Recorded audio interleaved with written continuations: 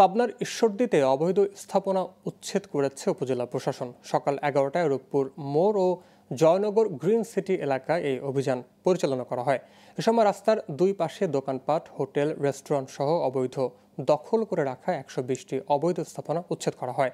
এ সময় উপস্থিত ছিলেন উপজেলা নির্বাহী কর্মকর্তা সুবীর কুমার দাস, ঈশ্বরদী সার্কেলের অতিরিক্ত পুলিশ সুপার বিপ্লব কুমার গোস্বামী, ভূমি কর্মকর্তা শাহাদাত হোসেন খান, ঈশ্বরদী থানার ভারপ্রাপ্ত কর্মকর্তা মোহাম্মদ রফিকুল ইসলাম, পাবনা সড়ক ও জনপথ অধিদপ্তর উপবিভাগীয় প্রকৌশলী সাদিকুর রহমান সহ পাবনা সড়ক ও জনপথ অধিদপ্তরের কর্মকর্তা ও সেনাবাহিনীর কর্মকর্তারা।